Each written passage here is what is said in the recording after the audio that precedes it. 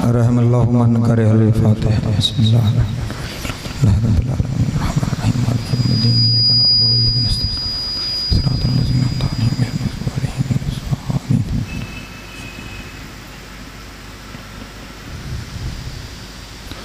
दुआ है खुदावंद आलम सदका मोहम्मद वाले मोहम्मद का आप तमाम हज़रात का यहाँ आना बानियाने मजलिस के सफ़े अज़ा को बिछाना अपनी बारगाह में मंजूर मकबूल फरमाए। आप जितने हज़रात यहाँ पे तशरीफ़ फरमा हैं, जितनी हाजतें लेकर आए हैं, मौला आपकी हाजतें पूरी फरमाए। जो परेशान हाल हैं मौला परेशानियाँ दूर फरमाए। जो मकरूज़ हैं उनके कर्ज़ गैब से अदा हो जाए। जो बेरोज़गार हैं मौला इज़्ज़त वाला रोज़गार अता फरमाए। जो बारोज़गार हैं मौला रिज़्क़ में बरकत अता फरमाए। जो हज व ज़ियारत के मुश्ताक हैं मौला हज व ज़ियारत नसीब फरमाए। जो बे औलाद हैं मौला औलाद नरीना अता फरमाए। जो बा औलाद हैं उनकी औलाद को नेक पाक और साले बनने की तौफीक अता फरमाए। जो बीमार हैं मौला शिफाए कामिल वाइला नसीब फरमाए। मरहूमीन आपके बानियाने मजलिस के और वो जिनका कोई दुआ करने वाला नहीं रह गया मौला सब की कब्र और महशर की मनाजिल आसान फरमाए। शिफात मोहम्मद वाले मोहम्मद नसीब हो। इमाम हुसैन अलैहिस्सलाम की जन्नतों में आला मकाम अता हो। लाखों दुआओं की एक ही दुआ वारिस ज़माना का ज़हूर जल्द हो जाए। हम मौला के नौकरों चाकरों में शुमार हों। इमाम की कुर्बत नसीब हो, दूरी नसीब न हो, खात्मा बिल खैर हो अकायद हक्का के साथ। अल्लाहुम्मा कुन लिवलिय्यिकल हुज्जत इब्नुल हसन सलवातुका अलैहि व अला आबाइही फी हाज़िहि साअति व फी कुल्लि साअतिन मिन साअति लैल व नहार वलिय्यम व हाफ़िज़म व काइदम व नासिरम व दलीलम व ऐना हत्ता तुस्किनहु अर्ज़क़तहु अन व तुमत्तिअहु फ़ीहा तवीला।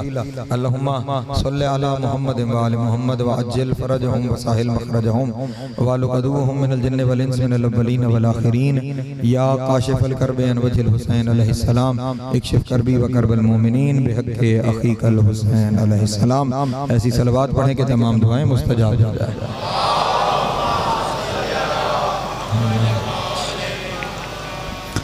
औज़ु बिल्लाहि मिनश शैतानिर रजीम। बिस्मिल्लाहिर रहमानिर रहीम।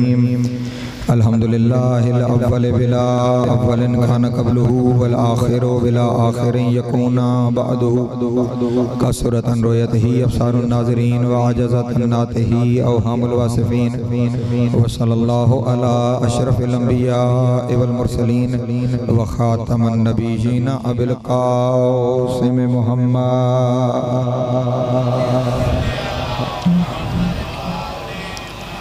वालिहि तय्यबीन ताहिरीन अलमासूमीन शुरफा अल्लज़ीना अज़हबल्लाहु अन्हुमुर रिज्सा व तहहरहुम तत्हीरा।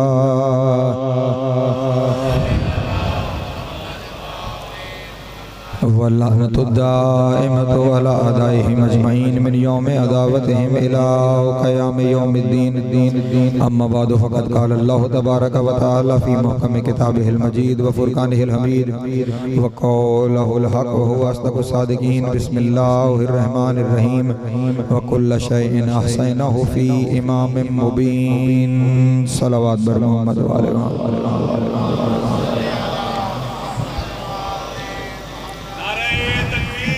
अल्लाह अल्लाह अल्लाह।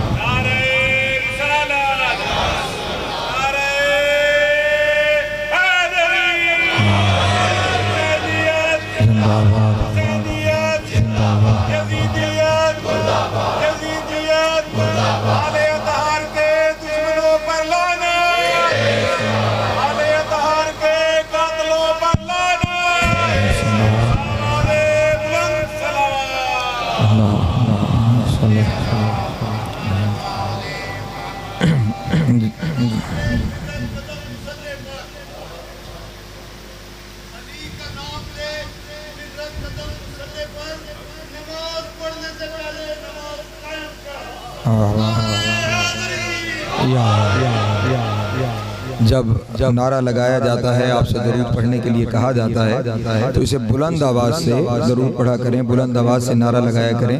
ये जो पढ़ने वाला यहाँ पे आके बैठता है, आप जब बिल्कुल नीची आवाज़ में नारे के जवाब देते हैं या दरूद पढ़ते हैं तो हमें यही मैसेज मिलता है कि आप किसी सुनने के मूड में नहीं बैठे हो। सलामत रहे मौला आपको ज़दा आपको ज़दा आपको ज़दा आपको ज़दा अल्लाह सामिन मोहतरम अशरा-ए-अरबईन इमाम हुसैन अलैहिस्सलाम और आज मुसलसल हमारी ये पाँचवीं नशिस्त है। सिलसिला गुफ्तगू जिस उन्वान के तहत आगे बढ़ रहा है वो उन्वान है मारिफत इमाम और अतात इमाम। मुसलसल आपके सामने ये अर्ज करता चला आ रहा हूँ कि इमाम वो ओहदा है कि जिस ओहदे का ओहदेदार खुद अल्लाह मुंतखब करता है। इमामत का इल्म यकीनी और कतई होता है। इल्म इमामत में किसी भी जगह पर शक शुबे एहतियात की कोई गुंजाइश नहीं होती। इमाम जो कहेगा वो ऐन हकीकत होगा, इमाम जो कहेगा वो ऐन हक होगा। उलमा और इमाम में ये फ़र्क है, जो फतवा दे वो आलिम होता है, जो हुक्म दे वो इमाम होता है।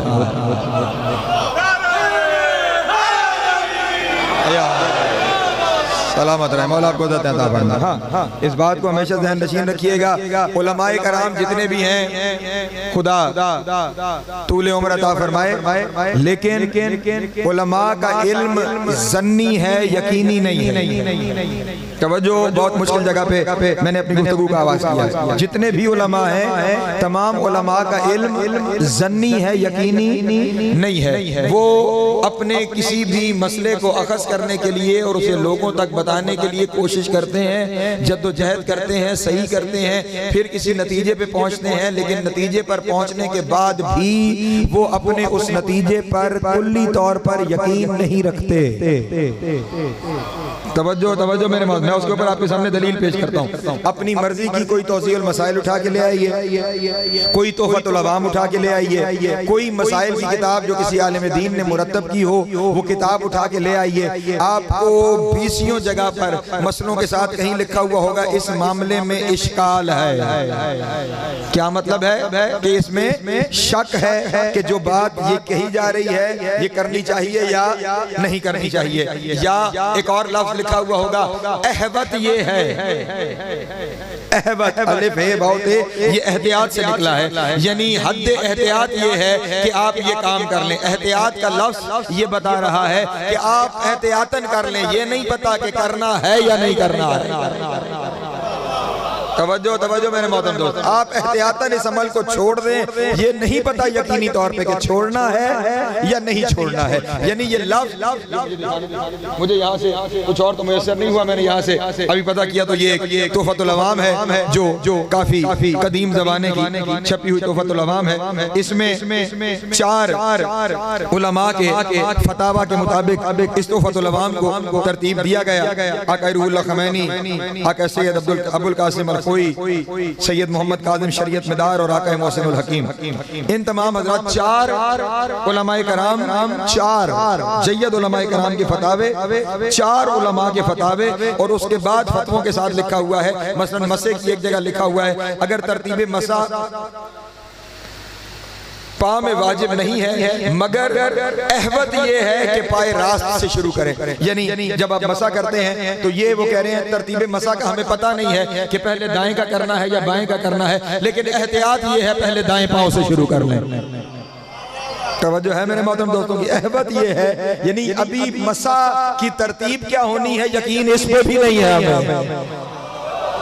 नहीं तवज्जो फरमा रहे मेरे मोहतरम दोस्त, ये तहारत का पहला मसला है, वजू करना तहारत का पहला मसला है, और वहाँ पे कहा जा रहा है मसे की तरतीब क्या होनी चाहिए। एहतियात ये है कि आप दाएं पांव से मसा करना शुरू कर दे, ख्याल रहे। फिर उन पे एतराज नहीं है, उन्होंने अपनी सही की, उन्होंने अपनी कोशिश की, लेकिन कोशिश के बावजूद भी नतीजा क्या है, अहवत है कि आप ये अमल करें। उसके बाद फिर आगे जाके तयम्मुम का एक और बयान है, उसमें भी फिर यही लफ्ज़ है, यानी मैंने 4 सफ़े खोले, 4 सफ़ों पर अहवत लिखा हुआ है।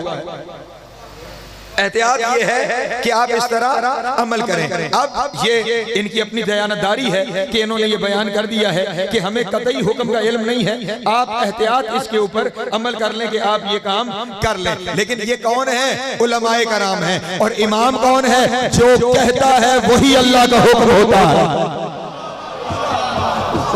आपको ज़्यादा फरमाए। हाँ, इमाम ये कभी नहीं कहेगा कि एहतियात अहवत है कि ये काम कर लो, इमाम कभी नहीं कहेगा कि एहतियात वाजिब है कि ये काम कर लो, इमाम कभी नहीं कहेगा कि इस मसले में इश्काल है, क्योंकि इमाम की ज़बान अल्लाह की ज़बान है। और सारी शरीयत है क्या? शरीयत सारी है हलाल और हराम का मसला। सारी शरीयत हलाल और हराम है ना, कि ये हलाल है और ये हराम है। इमाम उसे नहीं कहते जो हलाल और हराम तलाश करे, इमाम वो होता है जिसे कहते वो हलाल हो जाए, जिससे रोक दे वो हराम हो जाए।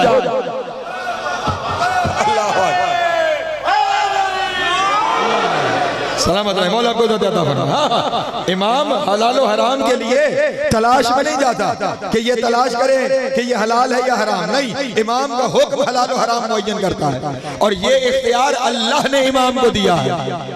असूल काफी में भी हदीस मौजूद है, मुख्तसरुल बसाइर यहाँ मेरे पास मौजूद है, इसमें भी हदीस मौजूद है। इमाम इरशाद फरमाते हैं कि जब खुदाबंद आलम ने जमीन और आसमान को खल्क किया, मैं 15 मिनट तुम लोगों से लड़ता रहा करूं कि इसको ठीक कर दूं।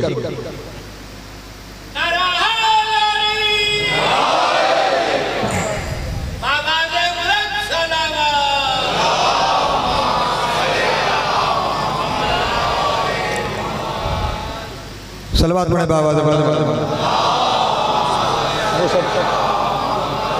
वो आई नहीं रहने, यही दे दो, ये ऊपर वाली, ये वाली सलवात पढ़े मोहम्मद वाले मोहम्मद की जाती।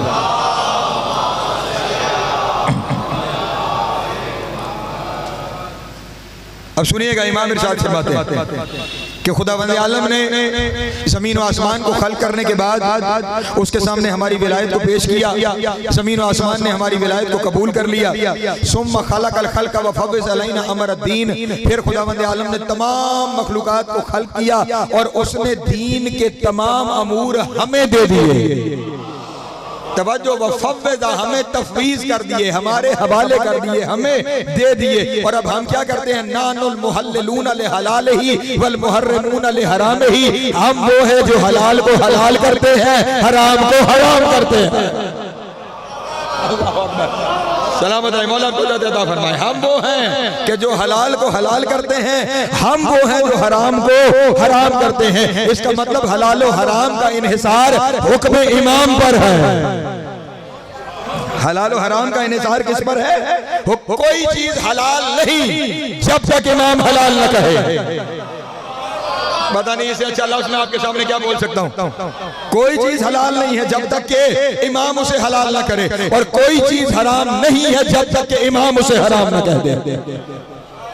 इमाम का फरमान देखना पड़ेगा कि हलाल क्या है और हराम क्या है। अच्छा, अब ये जो हलाल और हराम है, इन हलाल और हराम का ताल्लुक इंसानी जिस्म की साख्त के साथ है। तवज्जो मेरे मोहतरम दोस्तों, हलाल और हराम का ताल्लुक किसके साथ है? इंसानी जिस्म की साख्त के साथ। ऐसे ही हलाल और हराम नहीं हो जाता। शरीयत में जो चीज आपके जिस्म के लिए फायदेमंद है वो हलाल है। मसला मैंने हल कर दिया अपने दोस्तों के सामने। जो चीज आपके जिस्म के लिए फायदेमंद है वो हलाल है, और जो चीज आपके जिस्म के लिए नुकसानदेह है वो हराम है। मैं कुरान मजीद से दलील आपके सामने पेश करता हूं। खुदाबंद आलम ने शराब के हराम होने को बयान करते हुए इरशाद फरमाया, इस्मुहुमा अकबरु मिन नफ़इहिमा, हमने इसे हराम इसलिए करार दिया कि इसका नुकसान इसके फायदे से ज्यादा है। यानी फायदा इसमें है लेकिन फायदा कम है और नुकसान ज्यादा है। तो अब जो ज्यादा नुकसानदेह है उसे हराम करार दे दिया गया। इसका मतलब हलाल और हराम का ताल्लुक इस जिस्म की साख्त के साथ है। जो चीजें जिस्म के लिए फायदेमंद हैं वो हलाल हैं, जो चीजें जिस्म के लिए नुकसानदेह हैं वो हराम है। अब कोई चीज कैसे फायदेमंद होती है और कैसे नुकसानदेह होती है, ये वही जानता है जिसने उस चीज को बनाया हो। तवज्जो तवज्जो तवज्जो मेरे मोहतरम दोस्त, जरा जागे यार। बड़ी वाज़ेह बात है कि कौन सी चीज हलाल है, कौन सी चीज फायदेमंद है, कौन सी चीज नुकसानदेह है। ये कौन बताएगा? जिसने उस चीज को बनाया है। मसलन ये साउंड सिस्टम यहाँ पे मौजूद है। इस साउंड सिस्टम के लिए क्या क्या चीजें नुकसानदेह हो सकती हैं?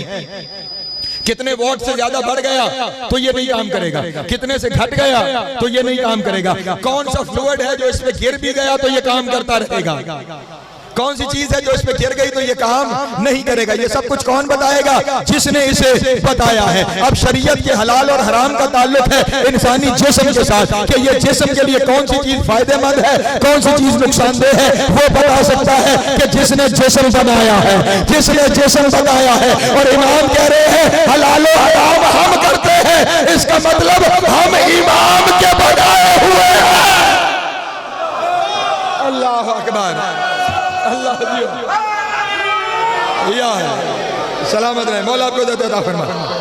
तवज्जो है जिंदगी तो हम इनके बनाए हुए नहीं, वैसे भी अगर दूसरी तरफ भी जाना चाहे ना, नतीजे दो ही निकलते हैं, दो ही नतीजे हैं। या वो बताए जिसने बनाया है, या वो बताए जिसे बनाने पे गवाह बनाया गया है। या वो बनाए जिसने बनाया है, या वो बताए जिसे बनाने पे गवाह बनाया गया। हमारे पास दोनों हदीसें मौजूद हैं और अब अपने अपने ज़र्फ की बात है कि कौन किस हदीस को तस्लीम कर ले। हजरत इमाम अली नकी अलैहिस्सलातु वस्सलाम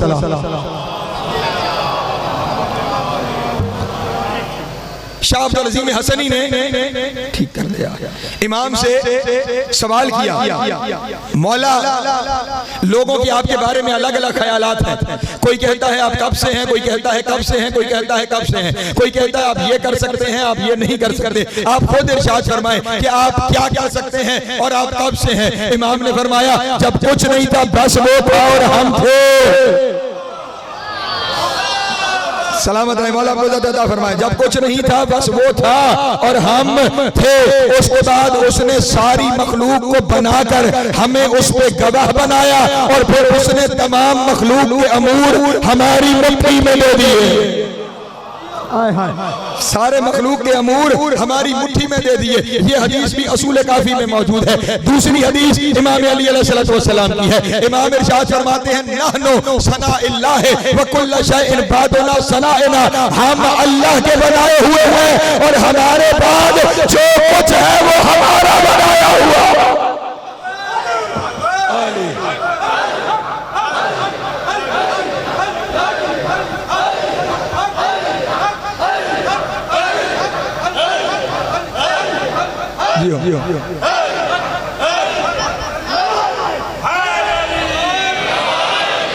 तवज्जो है मेरे मोहतरम दोस्तों की।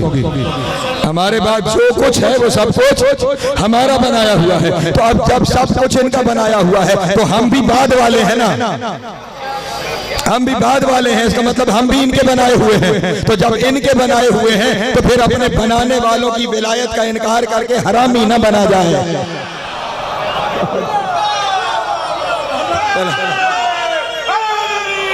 या सलामत रहे, मौला आपको अता फरमाए।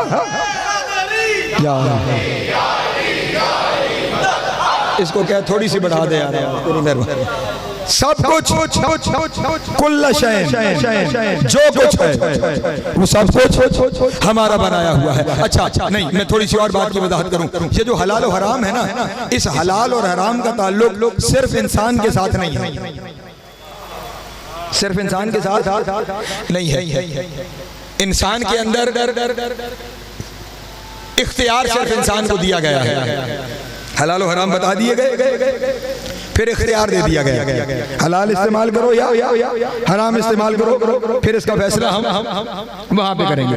लेकिन ये हलाल और हराम तमाम मखलूकात में है, हत्ता के जानवरों में हलाल और हराम है। मसलन शेर के सामने आप घास रख दें तो नहीं खाएगा, तवज्जो नहीं फरमा रहे। गोश्त रखेंगे खा लेगा। बकरी के सामने गोश्त रख दें नहीं खाएगी, घास रख दें खा लेगी। यानी जो चीज उस पे हराम कर दी गई है, उसकी जबिल्लत में रख दी गई है, वो उसे इस्तेमाल जानवर होते हुए उसे इस्तेमाल नहीं करेगा। इससे पहले कि अगला जुमला कहूं, एक पैगाम आपको दे दूं, चौपाया तो हराम न खाए।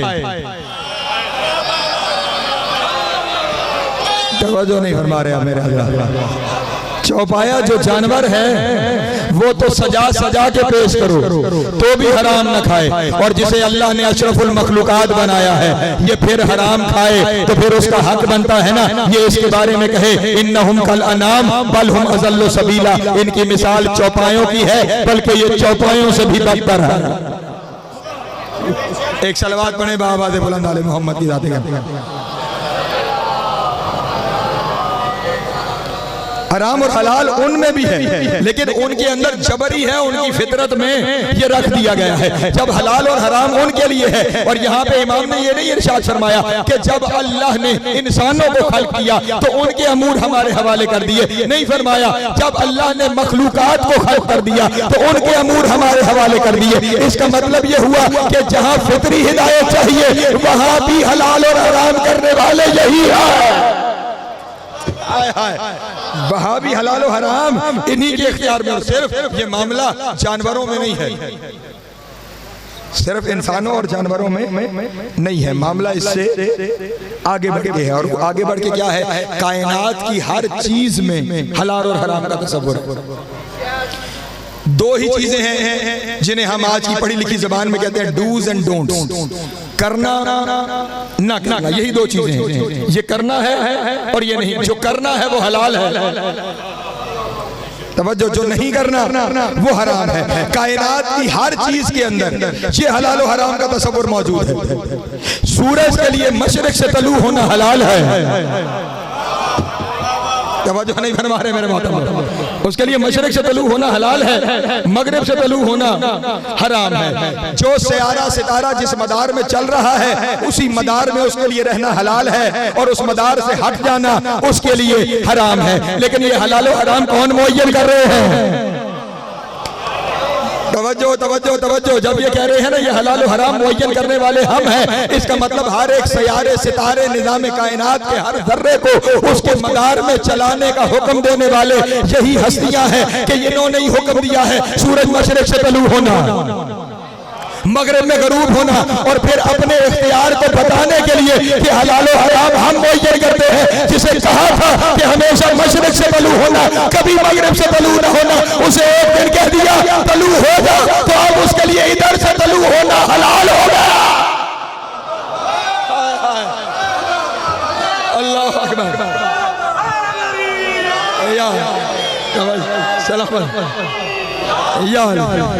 ये पलटाया क्यों है? इन्हें पलटाने की जरूरत नहीं है अपने किसी अमल को सरअंजाम देने के लिए। अरे जनाब, सूरज की जरूरत ही नहीं थी कि जब तक अली नमाज न पढ़े वो डूब जाए। नहीं तवज्जो फरमा रहे मेरे मोहतरम दोस्त। अरे जिनके घर का नौकर न चाहे तो उसे तलू न होने दे, नहीं तवज्जो फरमा रहे मेरे माता, उनके घर का नौकर है ना जो नहीं चाह रहा तो तलू नहीं होने दे रहा, एक शाम के दरबार में नहीं चाह रहा तो गरूब नहीं होने दे रहा। जिनके नौकरों से आगे ये सूरज न बढ़ सके उसकी जरूरत है कि अली की नमाज रहती हो और वो गरूब हो जाए, उसकी जरूरत ही नहीं है वो गरूब हो जाए। अली ने डूबे हुए सूरज को पलटाया इसलिए है कि दुनिया को पता चले कि ये भी मेरे हुक्म के ताबे है। इसलिए कभी डूबे हुए सूरज को पलटाते हैं और कभी सितारे को जमीन पे बुलाते हैं। और अब यहां तक अगर मेरे साथ आए हो ना तो अब इमाम का अगला इख्तियार सुनना। इमाम वो नहीं सिर्फ कि जो हलाल करता है और हराम करता है, इमाम वो साहिब इख्तियार है कि जब चाहे हराम को हलाल कर दो। जागे जागे जागे, इमाम वो है कि जो जब चाहे हलाल को हराम कर दे, हराम को परेशान हो गया नहीं यकीन आ रहा, अभी दिलवाता हूं। एक सलवात पढ़े बाबा दे बुलंद आले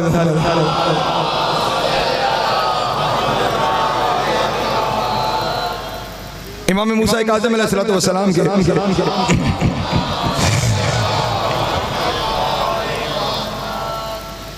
एक मौला का चाहने वाला शिया दरबार हारून में वजीर आज़म तकिया कर रखा था, उसने अपना मजहब छुपा रखा था। वजीर आज़म हारून का उनका चाहने वाला मौला का किसी ने हारून को जाके शिकायत लगाई कि हारून ये तेरा वजीर जो है ना ये अंदर से शिया ये तेरा वजीर अंदर से शिया है, ये तुझे धोखा दे रहा है, ये अंदर से शिया है। हारून ने कहा सुनो अव्वल तो ऐसा मुमकिन नहीं, और अगर ऐसा है तो फिर उसकी जान की खैर नहीं, और अगर तुमने झूठ बोला तो फिर तेरी जान की खैर नहीं। पता कैसे चले कि ये शिया है या नहीं है? हारून ने कहा इस तरह करना, कल जब ये वजू करने जाए तो छुप के देखना वजू कैसे करता है। तवज्जो आखिर तक खड़ा हुआ मेरा मन। कल जब वजू करने जाए तो फिर तुमने देखना कि ये वजू कैसे करता है। जब एक जासूस को उसकी जासूसी पे मुअय्यन कर दिया गया, अभी वो वजू के लिए निकल रहा था कि इमाम का खत आया। तवज्जो जाग के मेरे मोहतरम दोस्त, अभी वो वजू के लिए निकल रहा था, इमाम का खत आया। खत में इमाम ने लिखा हुआ था आज के बाद उस तरीके पे वजू न कर जो हमने बताया है, आज के बाद फलां तरीके पर वजू करना शुरू कर दे और उसी तरह नमाज अदा करना शुरू कर। अब तवज्जो फरमाइएगा, उसने एक लम्हे के लिए नहीं सोचा कि मैं तरीका बदलूं क्यों, क्योंकि वो जानता था कि शरीयत तरीके का नाम नहीं, हुक्म इमाम का नाम है।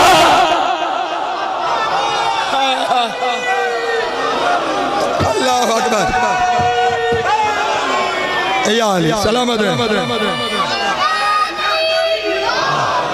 जियो मेरी बात पहुंच रही है दोस्तों तक? वो जानता है कि शरीयत तरीकों का नाम नहीं है, शरीयत रस्मों का नाम नहीं है, शरीयत हुक्म का नाम है। हुक्म ये तो हमें पहले दिन बता दिया गया था, कायनात बनाते हुए बता दिया गया था कि शरीयत तरीके का नाम नहीं है, शरीयत हुक्म का नाम है। जब तक उसने कहा था मुझे सजदा करो, उस वक्त तक उसे सजदा करना शरीयत था। जब उसने हुक्म बदल के कहा आज आदम को सजदा करो,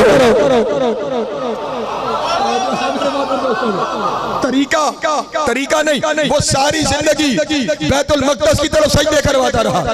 एक दिन नमाज के दरमियान उसने कहा रुख बदलो, काबे की तरफ सजदा करो। जो है ये अल्लाह बार बार आपको क्या बता रहा है? तरीका शरीयत नहीं है।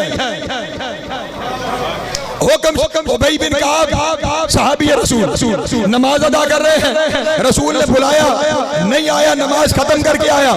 हमने बुलाया था क्यों नहीं आए? कहा या रसूल अल्लाह नमाज पढ़ रहा था। कहा नमाज पढ़ना तुझे बताया किसने है? शरीयत तरीके का नाम नहीं, शरीयत हुक्म का नाम है। बदल दे वजू, अब ऐसे वजू कर और ऐसे नमाज पढ़। अजब बात है, फिर ये हुक्म इनफिरादी है, पूरी कौम के लिए हुक्म नहीं बदला जा रहा, फर्द वाहिद के लिए हुक्म बदला जा रहा है। इख्तियार है तो बदल रहा है,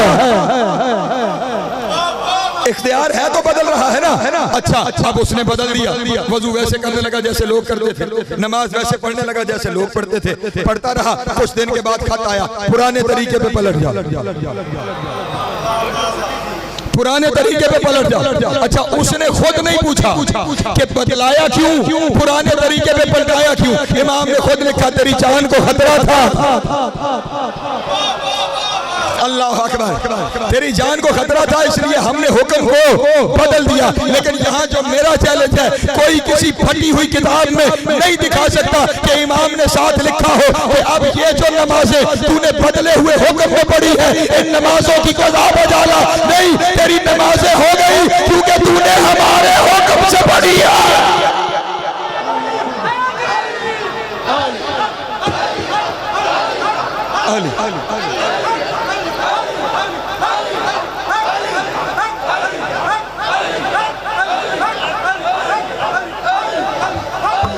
पीछे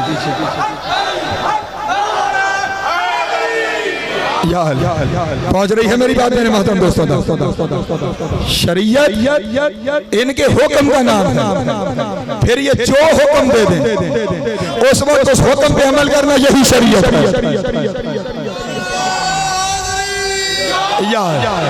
इसलिए इमाम वो नहीं जो शरई अहकाम को तलाश करे, इमाम वो है जो कहे तो हुक्म हो जाए। क्यों? इमाम का कहना अल्लाह का कहना है। इमाम अल्लाह के इल्म का खजीना दार है। एक सलवात पढ़े बाबा से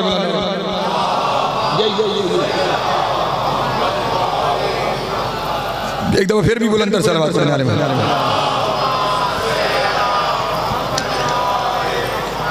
इमाम तलाश हुक्म में नहीं जाता। इमाम इरशाद फरमाते हैं नहनु वलात अम्रिल्लाह व खजानतु इल्मिल्लाह व गैबत वहयिल्लाह। इमाम इरशाद फरमाते हैं हमें इल्म हासिल करने जाना नहीं पड़ता, हम अल्लाह के इल्म के खजाने हैं। हम अल्लाह के इल्म के खजाने हैं। इसका मतलब ये हुआ जो कुछ अल्लाह जानता है। नहीं तो जो फरमा रहे पीछे बैठे हुए दोस्त, जो कुछ अल्लाह जानता है वो सब कुछ ये जानते हैं। बल्कि अब यही से इस सब बात करके जुमला बदल के कहूँ, अगर देखना हो कि अल्लाह क्या कुछ जानता है तो फिर देखो इमाम क्या जानता है। अल्लाह अकबर, अल्लाह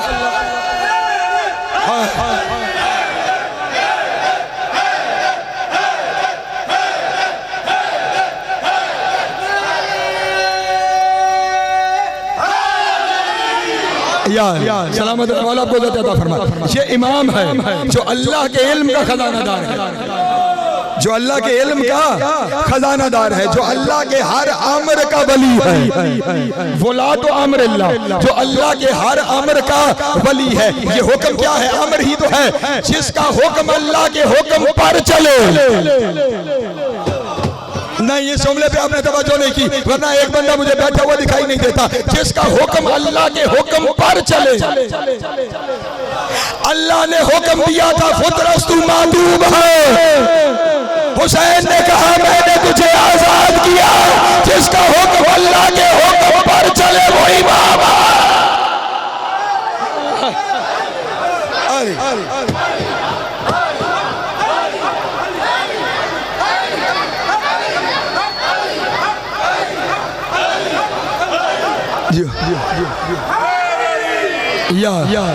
तवज्जो है मेरे मोहतरम दोस्तों। हाँ, जिसका हुक्म पर चले वो ला तो अम्रिल्लाह है। देखिए सादी बातें हैं बस, चूंकि हम समझते नहीं इसलिए हमारे लिए मुश्किल हो जाती है। ये लोह क्या है? तकदीर है ना। लोह कलम जिसके बारे में अब लोह क्या है? तकदीर है।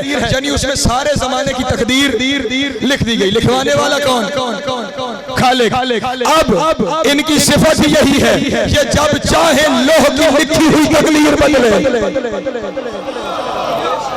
कितनी आसान बातें हैं, लेकिन पता नहीं क्यों मुश्किल बनाई जाती है। इमाम है ही वो। अपने मकतब को समझिए, अपने मजहब को समझिए, अपने अकीदे को समझिए, अपने दीन को समझिए। इमाम वो है जो वला तो अम्रिल्लाह, अल्लाह के अमर का वली है। अल्लाह के अमर का वली है। उसका हुक्म नाफिज होता है, वो जो चाहे वो करता है। बात फैल जाएगी। अल्लाह ने किसी को मर्द बनाया, किसी को औरत बनाया, और इन्होंने मिंबर पे बैठे हुए कह दिया औरत होके मर्दों में क्या कर रहा। तवज्जो है। और यहाँ पे कोई ये ना समझे कि इनका हुक्म अल्लाह के हुक्म को सुपरसीड कर रहा है। नहीं, अल्लाह ने खुद इन्हें ये इख्तियार दिया है, जहाँ चाहे वहीं पे तरमीम करते चले जाओ। सलामत रहे, मौला आपको अता फरमाए। ठीक, तो अब इमाम वो है जिसका हुक्म क्या है? कतई है। इमाम को दीन के हुक्म के लिए माखज तलाश करने की जरूरत नहीं पड़ती। और अब यहाँ पे खिताब बाहर भी है, घर वालों से भी।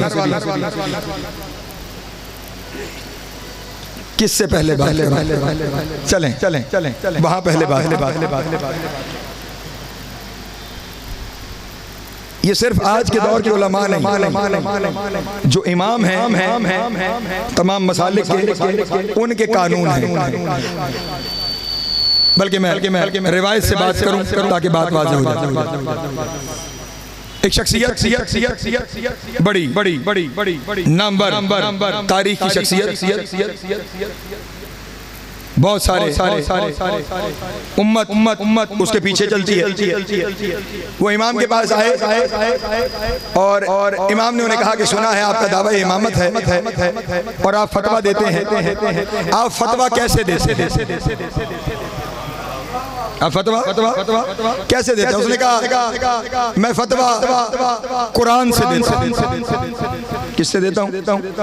कुरान से देता हूँ। इमाम ने इरशाद फरमाया अगर कुरान से फतवा देते हो तो मुझे ये बताओ कि खुदावंद आलम ने कुरान मजीद में इरशाद फरमाया सीरु फीहा लयाली वल अय्याम आमिनीन, इन दोनों के दरमियान दिन और रात में अमन से सफर करो। सीरु फीहा, इन दोनों के दरमियान दिन और रात में अमन के साथ सफर करो। इससे क्या मुराद है? उसने कहा इससे मुराद मक्का और मदीना है। अल्लाह ने ये हुक्म दिया है कि ये दोनों शहर हरम है, इन हरम के दरमियान तुम दिन को सफर करो या रात को सफर करो, तुम्हारा सफर अमन में है। इमाम ने इरशाद फरमाया फिर अपने इंसाफ से बता, अगर अल्लाह जमानत दे रहा है कि इन दोनों शहरों के दरमियान सफर करना अमन का सफर है, तो क्या मक्का और मदीना के दरमियान कभी कोई काफिला नहीं लुटा? तवज्जो जाने मोहतरम। उसने सर को झुकाया। इमाम ने कहा अच्छा चल एक और आयत है। खुदावंद आलम ने इरशाद फरमाया मन दाखलहू कान आमिना, जो इसमें दाखिल हो गया वो अमान पा गया। ये किसके बारे में अल्लाह कह रहा है? जो यहाँ दाखिल हो गया वो अमान पा गया। कहने लगा ये अल्लाह ने बैतुल्लाह के बारे में कहा है, खाना काबा के बारे में कहा है, जो इसमें दाखिल हो गया वो अमान पा गया। इमाम ने कहा अपने इंसाफ से बता अब्दुल्लाह इब्ने जुबैर इसी बैतुल्लाह में कत्ल हुआ है या नहीं? तवज्जो है मेरे मोहतरम दोस्त, परेशान हो रहे हैं यहाँ पर। उसने कहा मैं फौरन पैंतरा बदला, मैं कयास से हुक्म देता हूँ। मैं कयास से हुक्म देता। इमाम ने कहा अच्छा तू कयास से हुक्म देता है कि ये बता कत्ल बड़ा गुनाह है या ज़िना बड़ा गुनाह है? उसने कहा कत्ल बड़ा गुनाह है। कहा ये तेरे कयास का फैसला है? हाँ मेरे कयास का फैसला है, कत्ल बड़ा गुनाह है। इमाम ने फरमाया फिर ये बता अगर कत्ल बड़ा गुनाह है और ज़िना छोटा गवाह है तो कत्ल के लिए गवाह 2 क्यों चाहिए, ज़िना के लिए 4 क्यों चाहिए? तवज्जो है अज़ीज़ान मोहतरम। उसने कहा फौरन कयास को छोड़ा, कहने लगा मैं अकल से फैसले करता हूँ, मैं अकल से फैसले करता हूँ। इमाम ने इरशाद फरमाया फिर ये बता एक घर में एक मालिक था और एक गुलाम, दोनों की बीवियां एक ही कमरे में थी, दोनों के घर बच्चा पैदा हुआ। छत गिरा, औरतें मर गई, सिर्फ दोनों बच्चे बाकी बच गए। पता चलेगा गुलाम का बच्चा कौन सा है और आका का बच्चा कौन सा है? अगर अकल से फैसला करता है तो ये फौरन कहने लगा नहीं मुझे तो सिर्फ बेसत अंबिया का इल्म है। जैसे बता मुझे तो सिर्फ बेसत अंबिया का इल्म है। इमाम ने इरशाद फरमाया फिर खुदावंद आलम ने कुरान मजीद में मूसा और हारून को हुक्म दिया कि फिरौन के पास जाओ और उसके जाके बात करो कौलन लय्यनन, नरम जुबान में फिरौन से बात करो। क्यों नरम जुबान में बात करें? लअल्लहु यतज़क्करु औ यख्शा, शायद वो नसीहत पा जाए या वो डर जाए। ये बता कि अल्लाह के लिए तो कोई चीज शायद नहीं होती। तवज्जो जाने मोहतरम। फौरन सर को झुका लिया, कहने लगा फिर अब मैं क्या करूं अगर फैसले का कोई तरीका भी नहीं है? इमाम ने इरशाद फरमाया फैसले का और कोई तरीका नहीं, तरीका सिर्फ ये है हमसे पूछा जाए क्या करना। अल्लाह अकबर या अली। ये जितने मसले आपके सामने बताए हैं कोई तरीका है हल निकालने का सिवाय इसके कि इमाम से पूछा जाए? ये तो बात वहां पे हो गई। हमारे अपने यहाँ भी 4 माखज़ बताए गए दीन के मसाइल को हल करने के। पहला माखज़, परेशान तो नहीं हो रहे आप? कुरान कि कुरान से मसले का हल लिया जाए। अगर कुरान से ना मिले तो हदीस से मसले का हल तलाश किया जाए। बस यहीं पे बड़ी बारीक बात, अगर एक लम्हे के लिए आप मेरे साथ रुके ना, अगर कुरान से हल न मिले तो हदीस में हल तलाश करो। जब आप कुरान से हदीस की तरफ जा रहे हैं, इसका मतलब यह हुआ आप इमाम नहीं है, क्योंकि अगर आप इमाम होते तो आपका अपना कौल हदीस होता।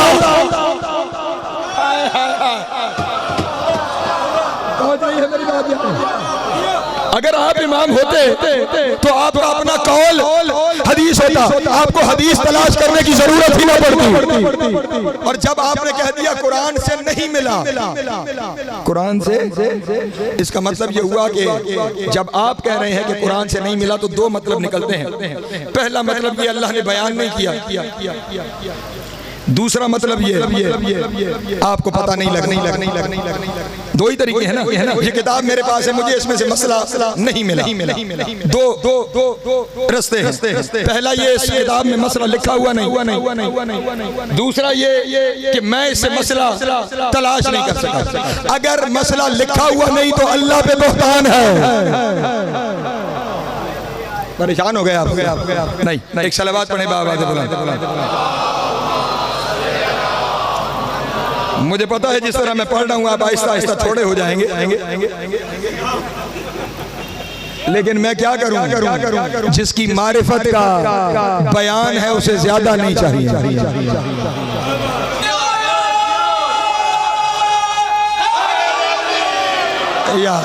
सलामत रहे। हाँ, अगर शामिल है तो थोड़ा थोड़ा जबान को हिलाते रहा करें, हाथ उठाते रहा करें, ताकि खबर मिलती रहे कि मैं खिताब उनसे कर रहा हूं जो तलाश राह हक पे हैं। ठीक है ना अज़ान मोहतरम? एक सलवात पढ़े बावाज़ बुलंद आले मोहम्मद की जाते। अगर आपको कुरान से हुक्म नहीं मिला, आइए अब इमाम का फरमान सुनिए। इमाम इरशाद फरमाते, हजरत इमाम रज़ा अलैहिस्सलातु वस्सलाम, ये लोग किस लिए इमाम बना रहे हैं? शरीयत के अहकाम, यही वजह है ना, शरीयत के अहकाम लेने के लिए उन्हें इमाम बना, यानी वो जो कहे वो शरीयत हो जाए इसलिए उन्हें इमाम बना दो। यही मकसद है कि वो जो कहे वो शरीयत हो जाए इसलिए उन्हें इमाम बना दो। इमाम रज़ा अलैहिस्सलातु वस्सलाम, एक महफिल में कुछ बहस जारी थी, इमाम तशरीफ लाए।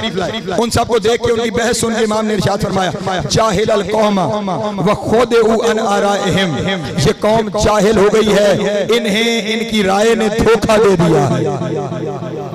ये कौम जाहिल हो गई है। और मैं आखिर में बताऊंगा ये बयान बाहर वालों के लिए नहीं था। ये कौम जाहिल हो गई है, इन्हें इनकी आरा ने धोखा दे दिया है। इन्नल्लाह अज़्ज़ा व जल्ला लम यक़बिज़ नबिय्यहु सल्लल्लाहु अलैहि वसल्लम हत्ता अकमल लहु दीन व अंज़ल अलैहिल कुरान फीहि तिबयानु कुल्लि शैइन बैन फीहि हलाल वल हराम वल हदूद वल अहकाम व जमीउ मा यहताजु इलैहि नास कामला। इमाम ने इरशाद फरमाया, अल्लाह ने उस वक्त तक अमीर नबी की रूह को कब्ज़ नहीं किया जब तक कि कुरान इस तरह नाज़िल नहीं हो गया कि बयानन लिकुल्लि शै, कि उसमें हर चीज का बयान है। फीहि हलाल व हराम, तमाम हलाल और हराम उसमें मौजूद है। वल हदूद वल अहकाम, तमाम हदूद और अहकाम उसमें मौजूद है। व जमीया मा यहताजु इलैहि नास कामला, क़यामत तक इंसानों को जो चाहिए वो सब कुछ कुरान में है। तवज्जो, कयामत तक इंसानों को जो चाहिए वो सब कुछ कुरान में है। और इधर आपने ये लफ्ज़ ज़बान से कहा कि मुझे हुक्म कुरान से नहीं मिला, आपने साबित कर दिया आप बंदे हैं, इमाम नहीं है।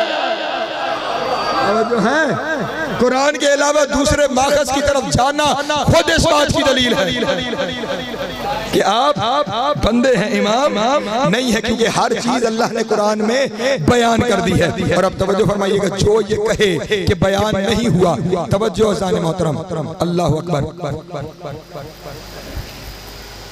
वमा तरका शैअन यहताजु इलैहि उम्मतु इल्ला बयानहु, अल्लाह ने कोई चीज बयान के लिए छोड़ी ही नहीं कि जिसकी उम्मत को एहतियाज हो, उम्मत को जरूरत हो। फमन ज़अमा अन्न लिल्लाहि अज़्ज़ा व जल्ला लम युकमिल दीनहु फक़द रद्दा किताबल्लाह व मन रद्दा किताबल्लाह फहुवा काफिर, जिसने ये तसव्वुर भी किया कि अल्लाह ने कोई एक हुक्म भी कुरान में बयान नहीं किया वो काफिर हो गया।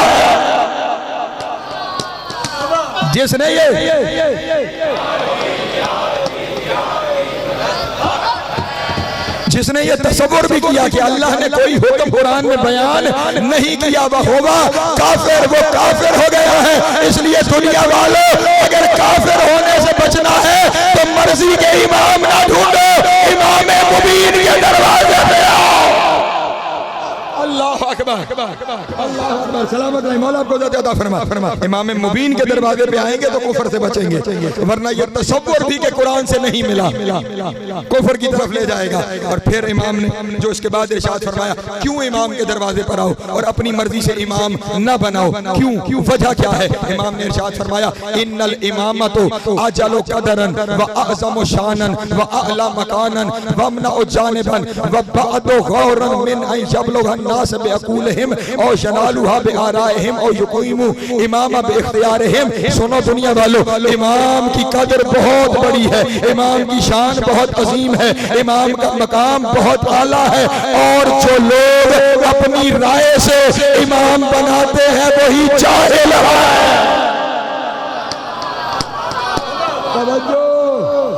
ऐसा ना हो किसी को इमाम कह के दावा इल्म रखते हुए जाहिल हो जाओ, परेशान हो गए। सलावत पढ़े बाबा से बुलंद आले मोहम्मद की ज़ात। बस दो निशानियां इमाम की और फिर ये मैं कहूँ कि ये खिताब अपने वालों से था, ये बयान करके मैंने आज की हद तक समेट लिया अपने बयान को। फरमाते हैं, जानते हो इमाम कौन है? फरमाते हैं अल इमाम। मुश्किल सा मरहला है, समझ लेना, अल्लाह का वास्ता समझ लेना, मुझे तशरीह में ना लेके जाना, हालात मुश्किल हैं। अल इमाम, अल इमामुल मुताहहरु मिनज़ ज़ुनूबि व मुबर्रा अनिल अयूब। इमाम वो होता है जो हर गुनाह से पाक होता है और उसके पूरे जिस्म में कोई ऐब नहीं होता।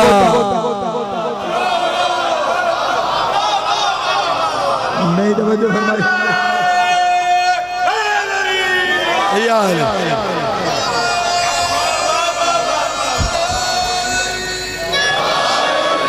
इमाम के जिस्म में या इमाम के जिस्म में कहीं भी किसी भी जगह पे कोई ऐब नहीं होता। जिसके जिस्म में ऐब हो वो इमाम नहीं होता। इमाम होने के लिए बेऐब होना जरूरी है, बेऐब होना। और फिर ये देखे, पहले लफ्ज़ क्या कहने इमाम के कलाम के, लफ्ज़ ज़नूब अलग अता किया, लफ्ज़ ऐब अलग लिखा। यानी ऐब से मुराद कोई रूहानी ऐब और बुराई नहीं है, वो ज़नूब के खाते में आता है, वो ज़नूब के खाते में आता है। जितने जिस्मानी ऐब के अलावा रूहानी ऐब है, बुराइयां हैं, वो सारे ज़नूब के खाते में आते हैं। जब अयूब का लफ्ज़ इस्तेमाल किया है तो इससे मुराद जिस्मानियत का ऐब है। इसका मतलब ये हुआ जिसके जिस्म में कोई ऐब है वो इमाम नहीं होगा। एक सलवात और उसके बाद अब फिर कुछ अपनों के बारे में इमाम ने इरशाद फरमाया। फरमाते हैं ये कौन है? अल्लाह अकबर। मेहनत के बावजूद बंदा अगर पलटे तो कहाँ जा। इमाम इरशाद फरमाते हैं फरतकू मुर्तकन साअबन दहजन तसल्लु अनहु इलल हैज़िल अक़दामिहिम रामू इकामल इमाम।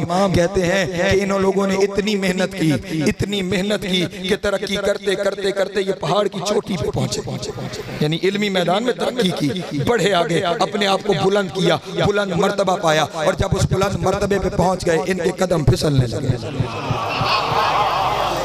बुलंद मर्तबे पर पहुंचकर इनके कदम फिसलने लगे। और जब इनके कदम फिसलने लगे, मौला इनके कदम फिसलने से क्या मुराद है? फरमाया इस बुलंद मर्तबे पर पहुंचकर इन्होंने ये तसव्वुर कर लिया हम इमाम बना सकते हैं। अपने अमाल पर फखर होने लगा, अपने अमाल पे फखर होने लगा। मैंने कहा मेहदी को छोड़ो, महदवियत को लेके आओ। याद है ना मेरे परसों की बात, मेहदी को छोड़ो महदवियत को लेकर आओ। अपने अमाल पर इन्हें फखर होने लगा। जब इन्हें अपने अमाल पे फखर होने लगा तो अब ये तसव्वुर करने लगे कि शायद हम इमाम बना सकते हैं, शायद हम इमाम मुअय्यन कर सकते हैं। इमाम ने इरशाद फरमाया इनकी मिसाल किन लोगों जैसी है? फरमाया वज़य्यन लहुमुश शैतान आमालहुम फसद्दहुम अन सबीले व कानू मुस्तबसिरीन। इन लोगों की मिसाल उन जैसी है कि जिनके लिए शैतान ने उनके आमाल को अच्छा करके पेश किया और वो सबील के रास्ते में हायल हो गए।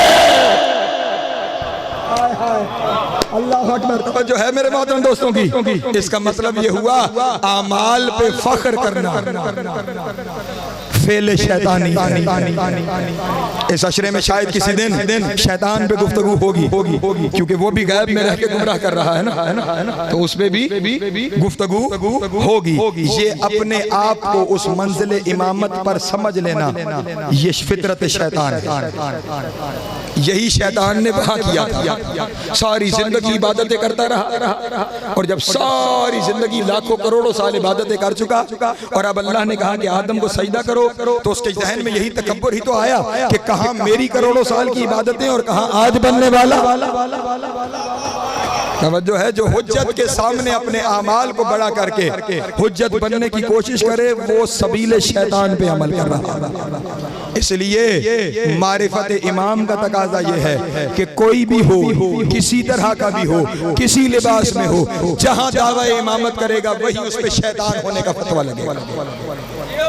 तवज्जो है जाने मोहतरम, इस बात को अपने जहन में महफूज कर लीजिए कि इमाम फकत वो हैं कि जिनकी इमामत का अल्लाह ने ऐलान किया। इमाम वो है कुल्ल शैइन अहसनहु फी इमाम मुबीन, कि जिनके अंदर अल्लाह ने अपनी हर शय का एहसास कर दिया है, जिनके अंदर अल्लाह ने अपनी हर शय को रख दिया है। कायनात में जो कुछ है, जिसकी मुट्ठी में है, वो इमाम है। आसान, किसी ने अपनी इमामत साबित करनी है, अपने इख्तियार को साबित करे, इमाम बन जाए। और अगर वो इख्तियार साबित नहीं कर सकता तो फिर अपनी हद में रहे।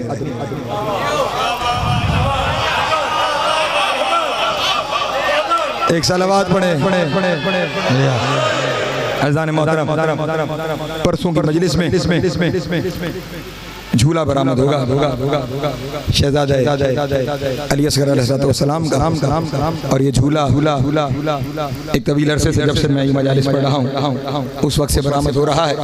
और लोग अपनी मन्नतें उठाते हैं आकर, और कम अज कम 50 से ज्यादा अफराद से मैं मिल चुका हूँ कि जिन्हें इस झूले से औलाद मिली। इसलिए जहाँ जहाँ आप जानते हैं कि लोग बे औलाद हैं, उन्हें कहिए कि वो आए और ये जो साहिब इख्तियार हैं, इन साहिबान इख्तियार से लेके जाएं। जब ये आमादा है बांटने पे, तो हम लेने पे आमादा क्यों नहीं? आइए लेके जाइए। और साथ ही आप लोगों से ये भी अर्ज करना था कि जो हालात हैं, इन हालात में कोशिश करें मयारी लोगों को सुने। हर एक को सुनने के पीछे न चले, ना हर एक की बात पे एतमाद करें। जो मयारी लोग हैं उन तक पहुंचे, उन्हें सुने। और इस वक्त माशाल्लाह आपके शहर पे ये करम है कि बहुत अच्छे पढ़ने वाले लोग आपके शहर में अशरा अरबाइन पढ़ रहे हैं। अभी इस मजलिस के फौरन बाद हवेली मुरीद शाह में मजलिस अज़ा मुनक्किद होती है। वहाँ कराची से मौलाना असद अली ज़ैदी साहब खिताब फरमा रहे हैं 8:45 पे। वो मेंबर लेते हैं 8:45 बजे, और माशाल्लाह बहुत अच्छा पढ़ने वाले हैं। ज़रूर वहाँ भी जाइए, उन्हें भी सुनिए। काज़मी हाउस में मौलाना गज़नफ़र रज़ा मशहदी साहब किताब फरमा रहे हैं, वो भी बहुत अच्छे पढ़ने वाले किबला गज़नफ़र तौसी साहब के शागिर्द भी हैं और पढ़ी लिखी शख्सियत है। वो वहाँ पे किताब फरमा रहे हैं। जहाँ जहाँ आपको वक्त मिले ज़रूर जाइए और इन शख्सियात से भी ज़रूर मुस्तफ़ीद हों। एक सलवात पढ़ें बावाज़ बुलंद आले मोहम्मद की।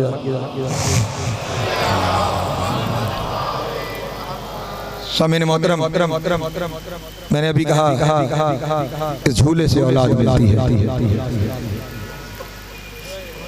लेकिन जिसका झूला है ना, उसकी माँ की गोद में 2 ही मोती थे। अब थोड़ा बेहतर करना, 2 ही मोती थे। एक करबला की खाक की नजर हो गया, एक शाम के जिंदान की नजर हो गया। अजरकुम अल्लाह, मौला आपकी हाय कबूल करें। जनाब सैयद आपका मातम कबूल करें। आशिक थी अपने बाबा के दीदार की सकीना, जिसे बाबा के सीने के बगैर नींद नहीं आती थी। शब आशूर के मरहलों में एक मरहला है। इमाम ने रात को 3 हिस्सों में तकसीम किया था।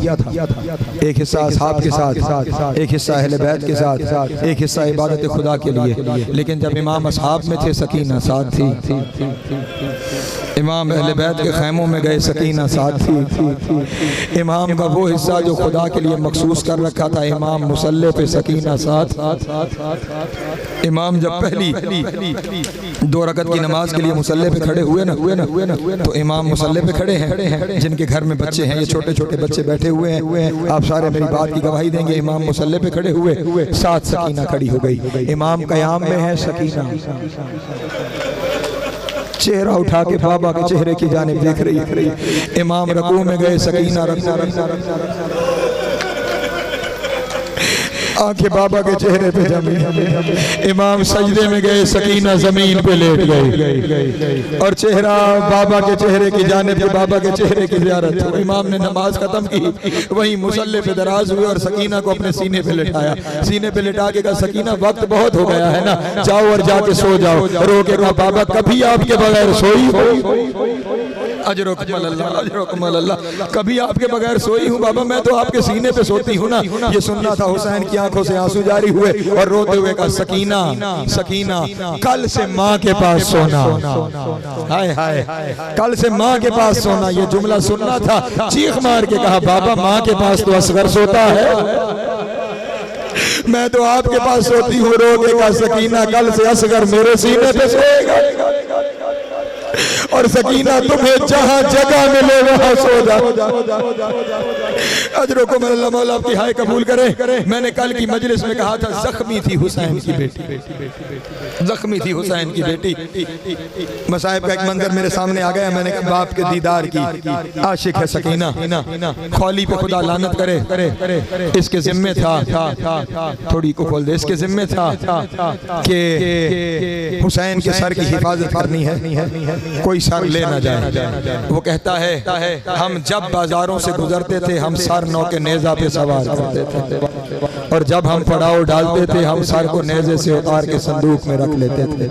फिर बाजार आता था, फिर सर उतारते थे, फिर नेजे पे लगाते थे, फिर संदूक में रख देते थे। मैं कह रहा हूँ, तुम सुन रहे हो। हुसैन की 13 ज़रबों को रोने वालों, हर बाजार से पहले हुसैन ज़िबा होता, हर बाजार से पहले ज़हरा का लाल ज़िबा होता रहा। वो कहते हैं, सफर करते हुए हम एक मकाम पर पहुंचे, रात हो चुकी थी, हमने पड़ाव किया।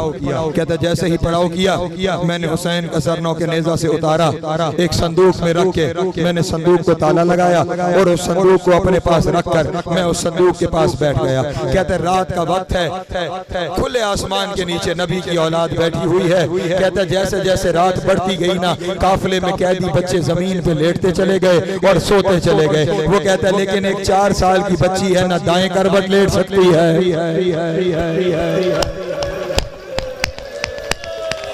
अजरों को मल्ला, अजरों को मल्ला, अजरों को मल्ला।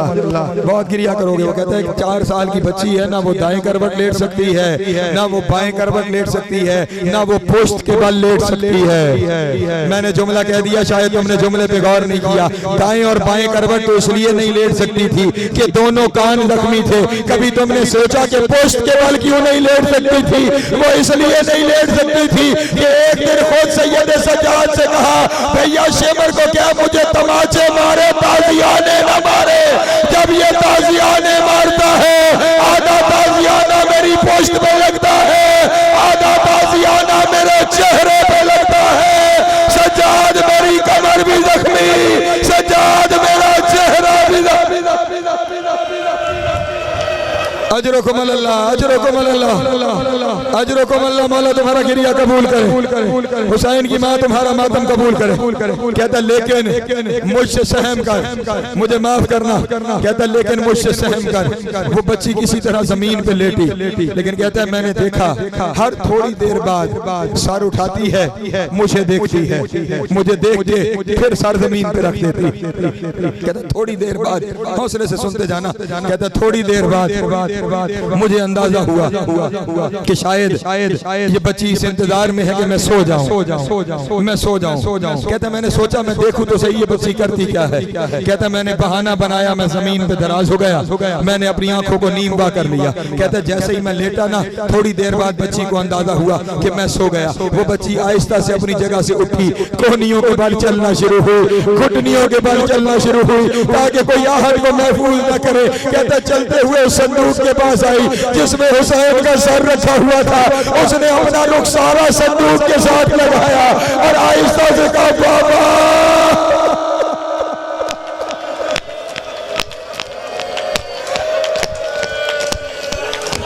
अजरों को मल्ला, अजरकुमुल्लाह।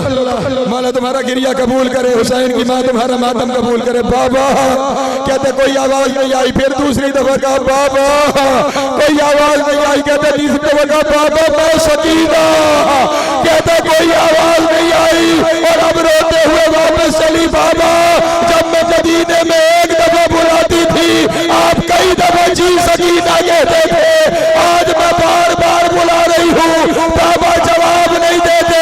अचानक कफल टूटा, सर ने परवाज किया, सर सकीना के सामने आया, देखते ही का बाबा आपके बाद तमाचे मारे गए, बाबा आपके बाद दौर छीने। अजरकुमुल्लाह, अजरकुमुल्लाह। मौला आपका गिरिया कबूल करे। उठ गया खोली, छीन लिया हुसैन का सर बेटी से, फिर संदूक में रख दिया गया। और अब वक्त गुजरता गया, मुझे माफ करना, मुझे माफ करना, चोट लगे तो अपनी कौम का फकीर समझ के मुझे माफ करना।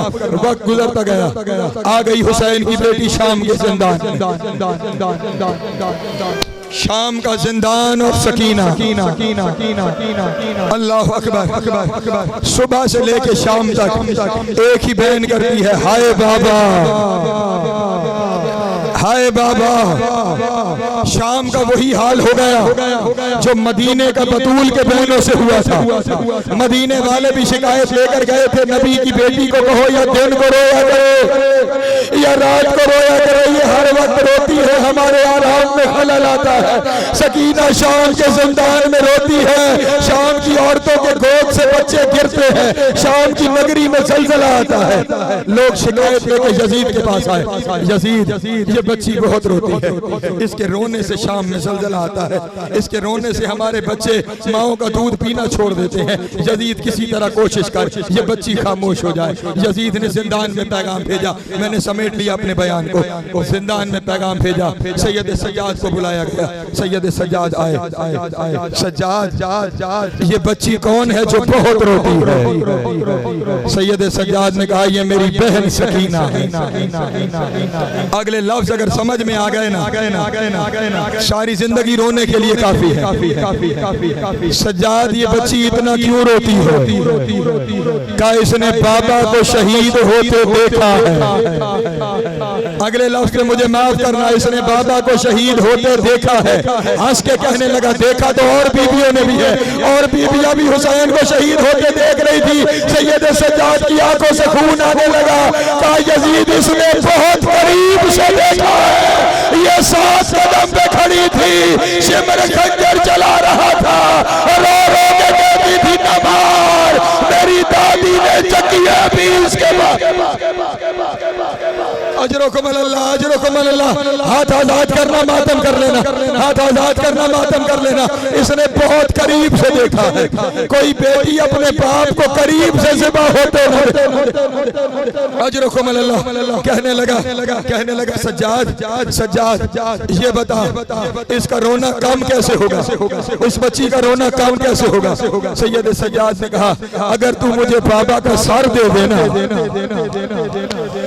ये बाबा से मुलाकात के लिए तरस रही है, अगर तू बाबा का सर दे देना फिर मेरी बहन कभी नहीं रोएगी, फिर मेरी बहन कभी नहीं रोएगी। यजीद ने हुसैन आका का सर मंगवाया, सैयद सज्जाद ने सर लिया। अब सर लेके सज्जाद जिंदान की तरफ चले, उधर जिंदान का क्या हाल है। अचानक सकीना सोते हुए उठी और ये आलम था जैसे किसी ने किसी परिंदे को तीर मारा हो, कभी एक दीवार के साथ, कभी दूसरी दीवार के साथ, कभी जिंदान के दरवाजे के साथ। जनाब ज़ैनब ने पकड़ा, सीने से लगाया, कहा सकीना क्या हो गया? रोके का फूफी बाबा की खुशबू आ रही है, फूफी मेरे बाबा आ रहे हैं। इतनी देर में हुसैन का सर आ गया, सकीना ने सर लिया, अपने सीने में रखा, जमीन पे लेट गई, रोके कहा बाबा मेरे रुखसारों का रंग बदल गया, बाबा मेरे कान जख्मी है, बाबा मुझे घोड़ों के साथ भगाया गया। ये कहना था, रूह परवाज कर गई। सज्जाद ने कहा इन्ना लिल्लाहि, और वो बीबी जो मेरे पाँव से कांटे निकालती थी और मेरे सफरों की साथी मातम हुसैन।